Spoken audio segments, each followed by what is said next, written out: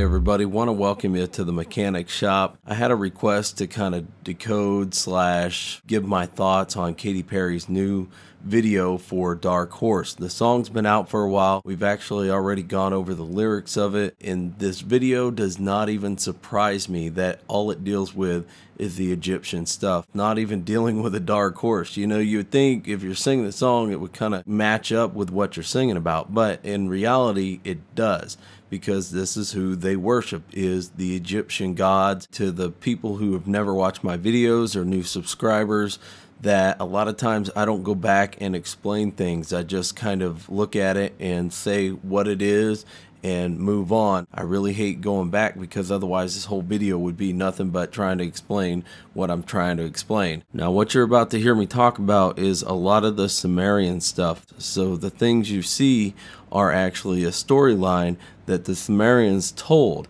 There's a lot of truth to it. There's a lot of misconception about it also.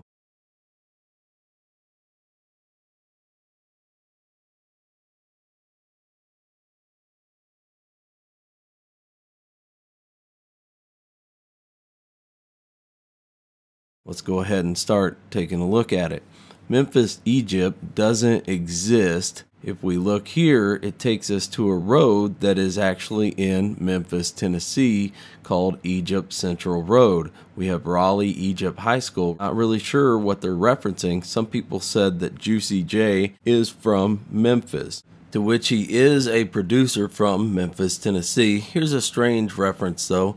We have Jordan Michael Houston, which is another reference to Michael Jordan. There's your reference to 23 again. He is one of the founding members of the Southern hip hop group 3-6 Mafia, which we've already talked about, that being a 666 number. So that's the reference to that. We have the orange, it's the rising of the sun. And if we look, she has blue and white hair. Why is it blue and white with our gold? Remember me talking about how originally people thought that Anunnaki were here to just mine gold and we were slaves. Well, the Sumerians say that we were actually the gold, so we see her gold band. This represents Israel. I know this is strange because I'm representing Egypt with Israel and other things. They combine a lot of stuff. The reason I say that is, take a look right here. Our blue and our white matches her hair. Now why is that? Because the Sumerians talk about this being a genetic combination, all kinds of other things, and you'll see the genetic representation in this video. We see that the Star of David here is a 6-sided star. It's got 6 inside and it's got a hexagram in the middle. The reason for the hexagram is because the Sumerians talk about Saturn. In my other videos, I talk all the time about how Saturn is represented by red, white, and black. You'll see it all the time. Well, this is another representation. And you say, how is this a representation to Saturn? It's because of the hexagon. Saturn has the North Pole, where also we get Santa Claus from, has the hexagonal cloud pattern. What I did was I went to NASA's site. Right here we have Saturn's hexagon, 6-sided. The reason for this is because the Sumerians talk about how the souls were technically stolen and that human beings were illegally created. Now, if you don't believe in this stuff, that's great, but this is a storyline and it seems to fit what they're telling us. The souls were stolen. They were taken to Saturn to be originally created. The Sumerians called Saturn Helil, which is Helil. Where do we get hell from? We drop the I, like the Sumerians say they do, and we get hell. Also, the god of Saturn can be represented as El, or if you add an H and an L on, you have hell again. Is this coincidence? I think not. But right here, what you're doing is you're staring at Saturn's hexagon. That's where we get all of this stuff. Our 6-sided, our Sumerian stories, hell, all these things. The thing about this is that when we were created on Saturn, it did not work. Now this also deals with the false rapture we've been talking about and how people will be taken to hell.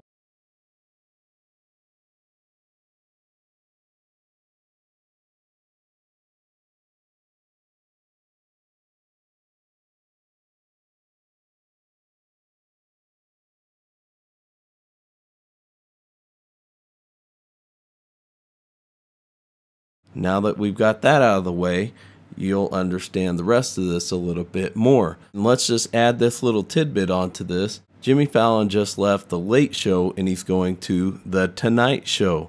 We can say Jimmy Fallon's last name is the Fallen One. If you take fall and add an E, it's the Fall One. A lot of people would say I'm pushing it there, but that's how this all works. The name's everything. That's why he has this name. Now listen to what he says right here. Tonight is the 969th and final episode of Late Nights. Jimmy Fallon, we're talking about the fallen angels in this right here. This is also represented with Saturn in the Sumerian story. He said 969th episode. That's interesting. If we look at Saturn's average orbital speed, it just happens to be 969 kilometers a second. Or if you flip the two nines, it's 666. Our hexagon, our 666, all this stuff is all combined. And the whole Jimmy Fallon thing is just another reference to it. But Jimmy Fallon going to The Tonight Show, but he's the fallen one that we've been talking about coming back. You guys got that?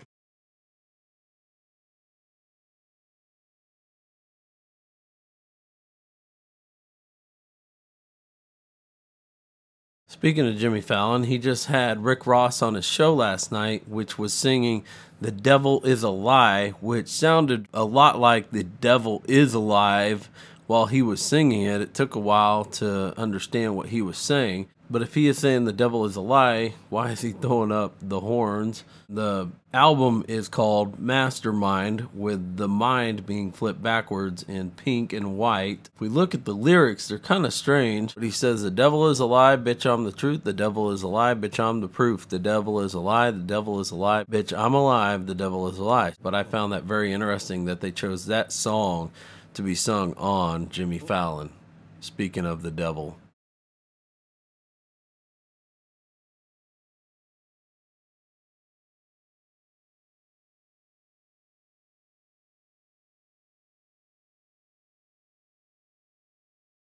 The rest of this video gets pretty complex, and I'm going to try to break it down as best I can from what I understand about the Egyptian stuff. What I see with these two blue men is the representation of the female power taking over man. In the Sumerian text, the blue represents the female power. We see the wired helmet on top of the man's head with the snake coming out, which would represent the devil controlling man. Sumerians called the devil a female, which would work perfectly with that because she is controlling the male.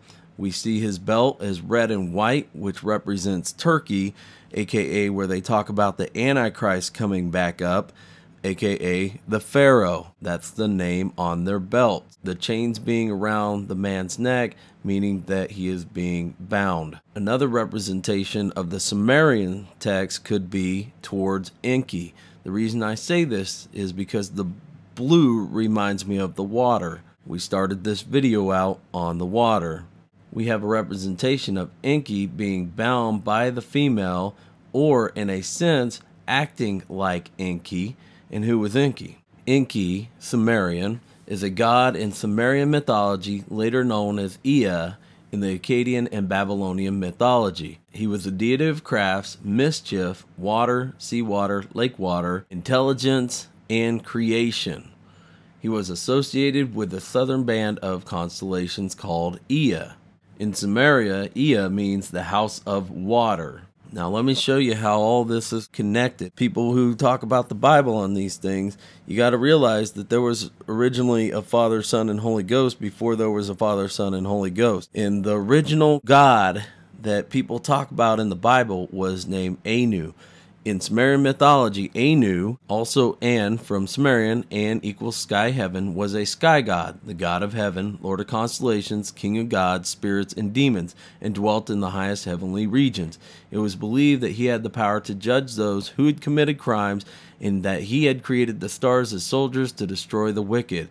He was one of the oldest gods in the Sumerian pantheon, and part of the triad, including Enlil, god of the air, and Enki, god of water, Father, Son, Holy Ghost. He was called Anu by later Akkadians in Babylonian culture by virtue of being the first figure in a triad consisting of Anu, Enlil, and Enki. And that's where I got Enki from, because Enki was the god of water. So we see these guys representing the female, water, birthing, taking control, all that just within this. And you see these guys as the slaves throughout the whole video to Katy Perry. We see the patch over the eye. Now this is strange to me because I think of Nimrod, but the thing is, people say, no, this is Horus, which is true.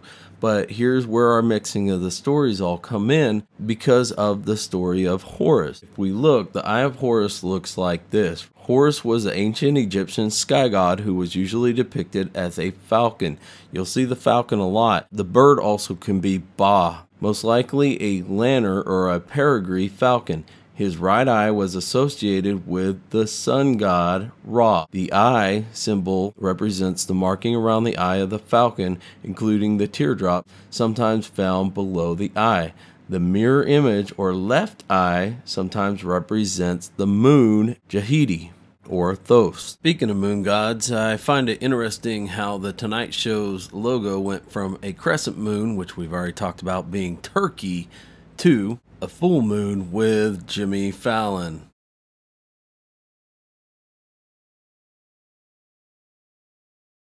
In the myth, when Set and Horus were fighting for the throne after Osiris' death, Set gouged out Horus's left eye. Who else do we know that has a left eye that was gouged out? Would that be Nimrod right here? It's the mirror image. Same thing, but there's a lot to this. Horus's left eye was gouged out. Nimrod's left eye was gouged out. See where I'm going with this? There's so many things that are intermingled and mixed. The mirror image, Nimrod. In a quick effort to kind of show you why I say Horus and Nimrod are almost exactly the same story, I'm going to give you a little bit of background. Osiris is the father of Horus. Nimrod was the father of Tammuz, which could technically be the second Nimrod. They have almost an exact backstory, which could be connected with the Virgin Mary and Jesus also. Why? Because of the women in their life. Osiris was the crook and the flail, a god of the earth and vegetation. He represented death and rebirth. He was also married to his sister Isis. Somebody asked, why was the word Isis in all caps in a Super Bowl commercial, or it was like a little blip or something that they saw, and they asked why that was being represented. Here's your answer. Isis is the mother of Horus, which she was married to Osiris, which was her brother. As the wife of Osiris, Isis assisted her husband during his earthly reign. In the pyramid text, allusions are made that indicate that Isis foresaw her husband's murder. They say that he was torn apart, just like the original Nimrod was torn apart.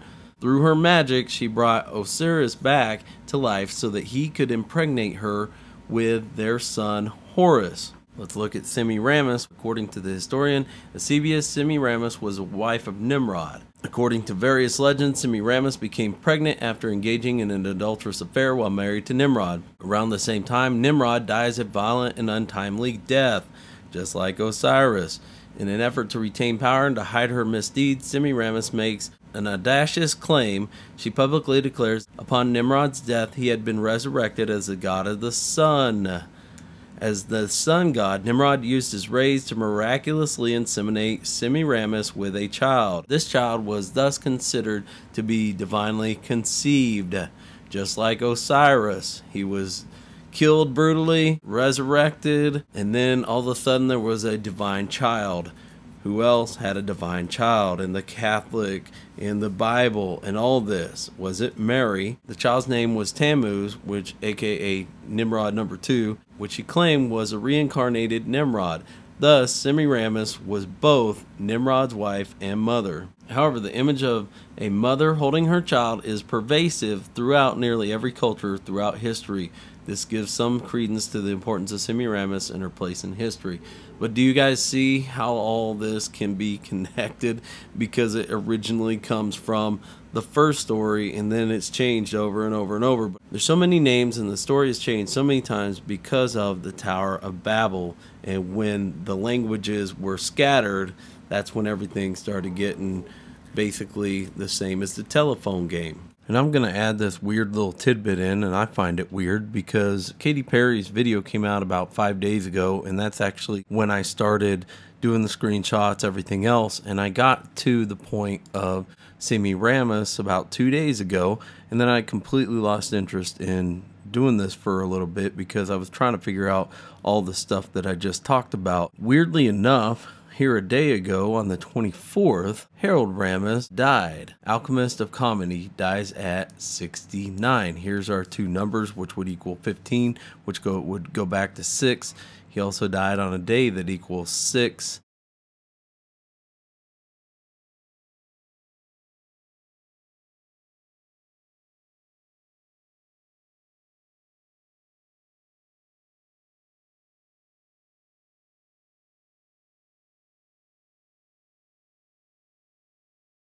Here's our flipped numbers. I had been doing this on Semiramis, trying to figure out her stuff, stopped, and then Harold Ramis dies on the 24th.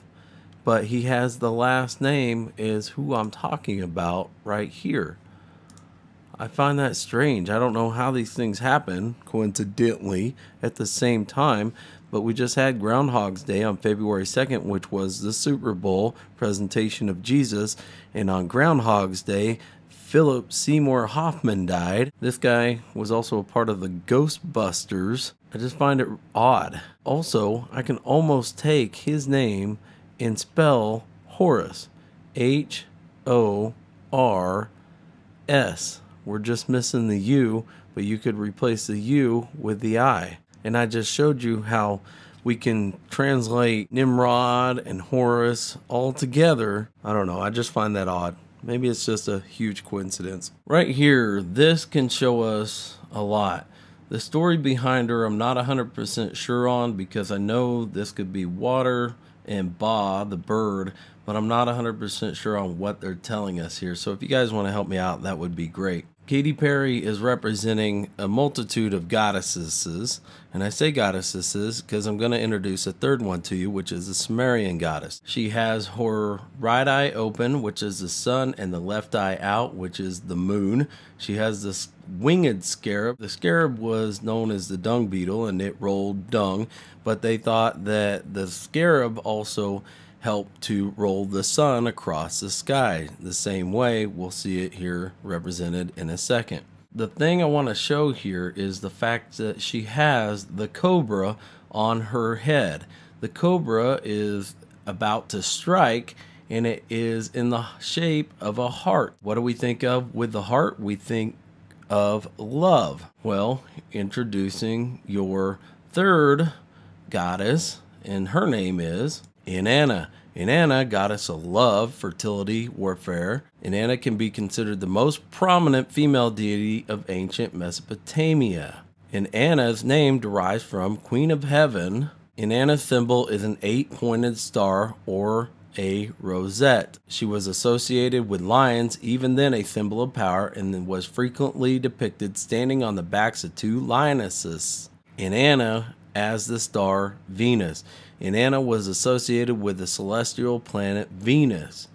Who else was associated with the celestial planet of Venus?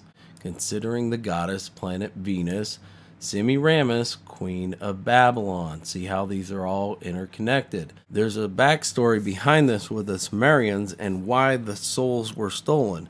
Mainly because the original creator, Anu, created man and then said, whoa, wait a second, this is not right. Hence the stories of us being wiped out multiple times. Why have we been wiped out multiple times? Mainly because of the sheer fact that I believe it's Inanna because of her being a consort of Anu, aka a wife, and Inanna represents love. That's why you have the heart on Katy Perry's head. Well, Inanna keeps stealing the genetics and creating copies. That's where we see in that Super Bowl commercial that I broke down, the guy kicking the world and the lady replacing it with a new one. Basically running around in time and space creating copies.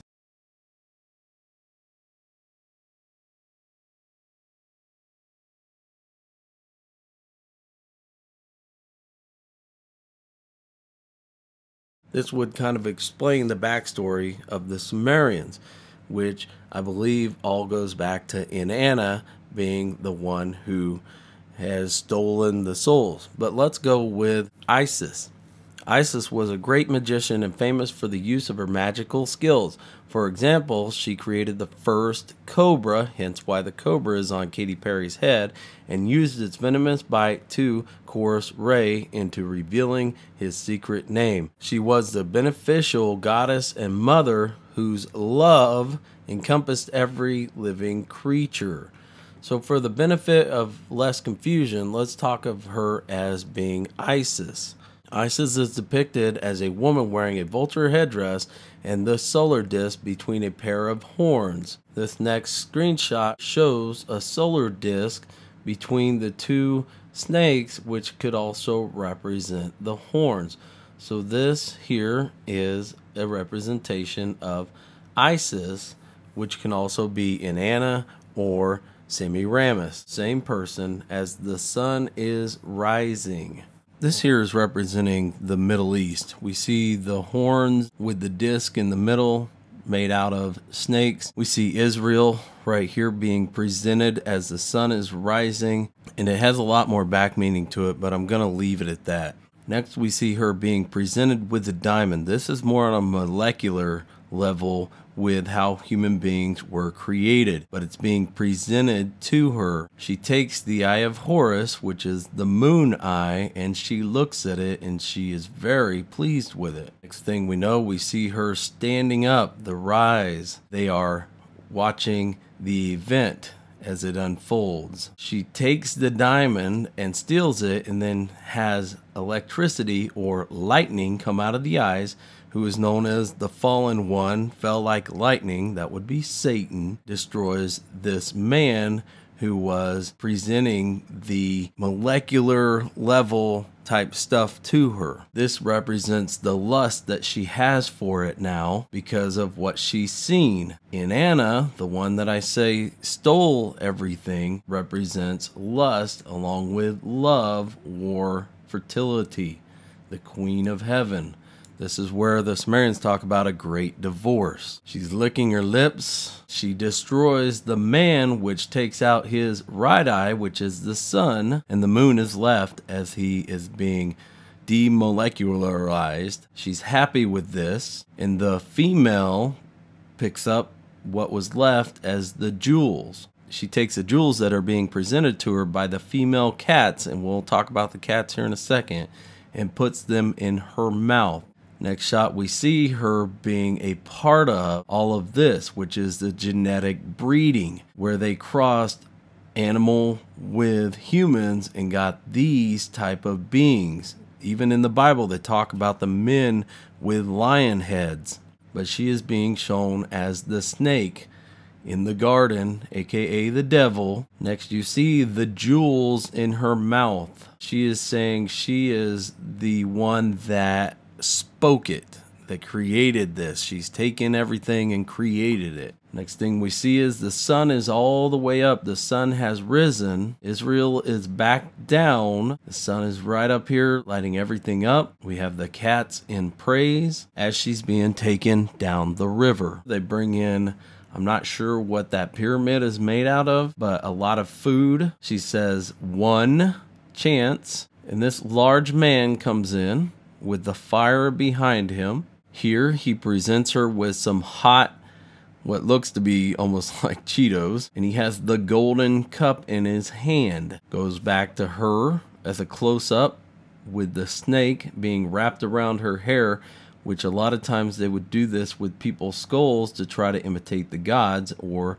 the Anunnaki. She takes a bite of the hot stuff, which is represented as fire, because as he walks in, this is the fire. He laughs about it with the gold cup. He's got his half crescent moon with the circle in the middle, which is once again the Middle East. Or we could say the bull with the horn and the sun in the middle, sun disk. All of a sudden she's blue and gold, which means water, which is the combining of the fire and the water. The diamond has a lot to do with that also on the molecular level. She says it's hot, it's hot, it's hot. He doesn't have anything to drink and pour into the cup. So what does she do? She gets angry and she destroys him, once again with the sun being disappeared and the left eye being left for the moon. And he turns into the cup. So we have the fire and the water being put together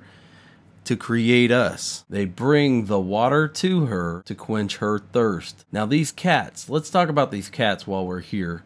You see 4 cats and she is the 5th. Cats, known in ancient Egypt as Ma, were important in ancient Egypt society, praised for controlling vermin and its ability to kill snakes, such as cobras. They earn their place in towns and cities by killing mice, venomous snakes, and other pests. That's kind of odd because now they're protecting her, which is the cobra. So what we see here is now the cats are protecting the snake. How does this work? So we see a complete reversal here because of the cats protecting the snake. She quenches her thirst. We see her taking a drink of the water from the purple, silver, and gold cup, which is the royalty, the stolen cup. We have red and white once again being represented, Turkey, with these guys on the back, and what they're doing is they're giving her a pimpin' ride. Next thing you know, we see the story of the pharaoh being dead. She uses her magic and Juicy J pops out being risen again. The first thing he says is she's a beast. Bull with the horns tries to show it off. Next thing you know, we see him being turned into the scarabs, the dung beetles. Juicy J with all his gold, he's come back. The mixing of the breeds with the alligator and the human. It scares her, so she turns him into a purse of some sort. I'm not sure what this is representing. Maybe you guys can help me out.